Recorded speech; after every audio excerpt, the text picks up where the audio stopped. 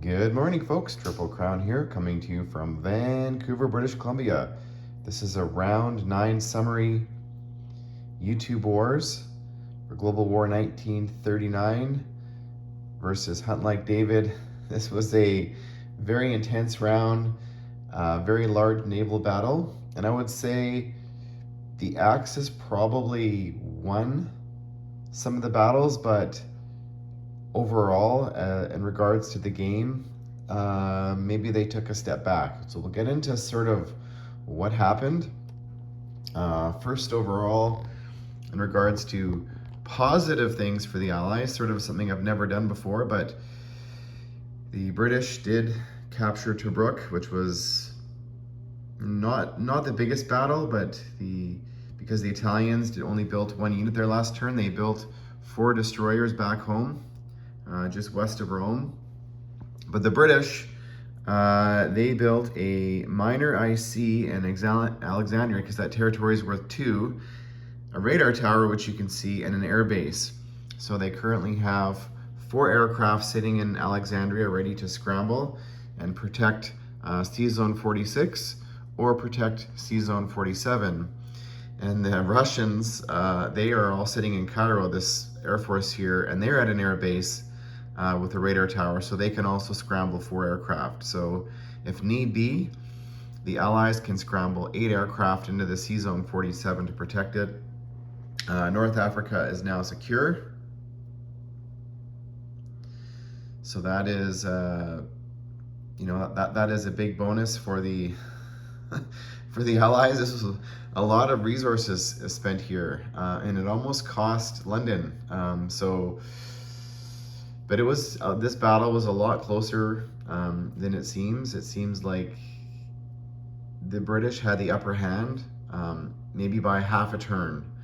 But in the end, that's probably what helped the Allies in this part of the board. Now the Italians can still, spend money on Navy. They don't have anything else to do really other than spend on Navy and try and force the British to keep spending their money on Navy, which would maybe allow this massive stack of fast movers here sitting in the Caucasus to sort of head down to the Middle East and either head towards Calcutta, but I think the strongest play here is to take out Cairo. Just my own personal opinion, but all of the American fleet that was sitting here at a naval base, all these guys were sitting here in Santa Cruz, so they went 1, 2, 3, and they are all sitting. There's 8 guys here, 4 Marines and 4 regular infantry. And the Portuguese Navy came down. We've got a transport and a destroyer. So we've got some Portuguese down here ready to reinforce Cairo. So there's a big battle here coming up. And Cairo over here, and the Japanese are slowly, the death by 1,000 cuts. The British, they were all sitting here in French Indochina. They made a play west or east for Kwang Si. I was surprised the Japanese didn't take them out. There was 5 units there. And the KMT, they've been a thorn in the side of maybe 1 million cuts for the Japanese this game. They took out 3 medium tanks, a cavalry, and an airborne sitting in Kwang Tung here.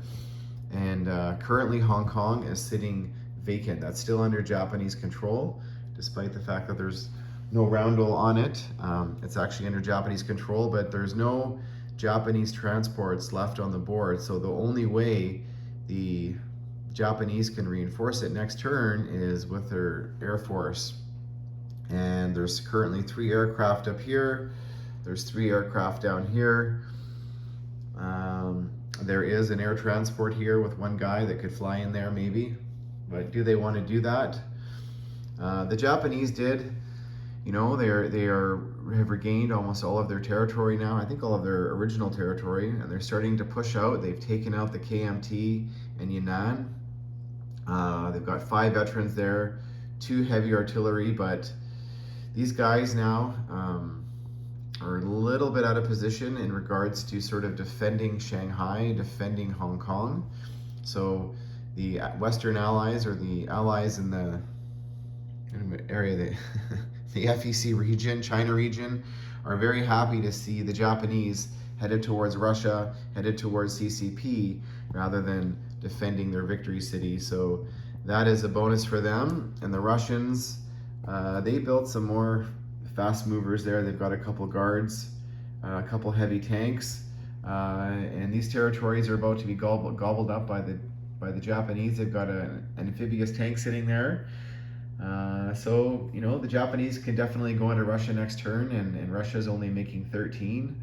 But that's a trade-off the Russians are happy to make. They've just been a sort of a distraction. They want to pull as many of the Japanese forces north as they can.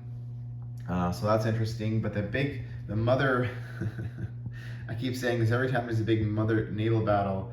I say the mother of all naval battles, but this C-zone battle for 118 occurred. And it was a mistake for the Americans to go there. It was a turn I did late at night, so that's advice I have for everybody, is when you're tired and you're not feeling whatever. You know, I miscalculated. All the Japanese were sitting here at this C-zone, 92, at a naval base, and they just simply went 1, 2, 3. So when the Americans moved there, they did not calculate that into their plans. So the Japanese had definitely superior numbers going into this battle. The Americans were weaker on defense because they had a lot of submarines, but they still rolled fairly well.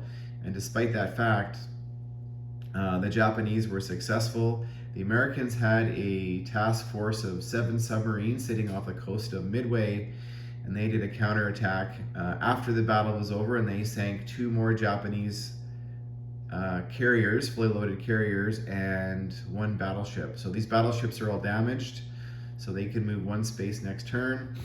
The Americans and the Russians were focused on the 3 Japanese destroyers and 2 naval transports sitting off of the coast of 124, and the Russians sacrificed a light bomber, and the Americans sacrificed 2 bombers, taking out that small fleet there. So Japan does not have any naval transports at all left on the board, which is huge advantage for the Allies, because the Anzac sitting here now, they built a naval base last turn and a military base, and this is the Dutch East Indies, and they are ready now to go 3 spaces towards either Hong Kong, and there's only 1 SNLF sitting in the Philippines, though there is a naval base there. So the Japanese could fly their Air Force down here. They've got 3 veterans and a torpedo bomber, and reinforce it. So we'll see, but you know, is it a matter of time? Because the the Anzac built a couple more transports with their Z force ready to come across. Over here as well, the Anzac fighter that took out 2 destroyers and a transport that followed the previous turn is sitting well protected with a Spitfire sitting in Burma. But even though America lost this naval battle here, the Japanese Navy now is going to have a very difficult time. Their economy is about 65 IPP, rebuilding it, and also building ground units to defend the mainland of China here. And America is already on its way to rebuilding its Navy. They've got still a B-17 sitting here in Hawaii, and a couple loaded carriers, a battleship, a couple cruisers, maybe 5 destroyers, a couple subs, and a couple transports ready to re-engage and face off against the Japanese as well. The Anzac are also starting to convoy next turn the Japanese off the coast of Hong Kong. And over here, the Germans are focused on building a large stack of, there's about 25-30 units there sitting ready to either, I have a feeling they're going to go into Turkey next turn, so good for the Germans. So that's going to be a fun sideshow happening as they go into Turkey, and they're able to then, you know, slowly get into the Middle East that way. So smart play. And another mistake the Allies made was Their Navy was just sitting off the coast of London here in Sea Zone 23, did not have to be there, so they didn't move it, and the Germans came in with their entire Air Force, minus 2 tacticals, the entire Swedish Navy that they annexed, and a bunch of subs, and they lost the entire Navy sitting there, a couple fighters that scrambled, and the Germans lost their Navy, 2 fighters and 2 tacticals, and they retreated their 14 transports up here off the coast of Finland where they're safe.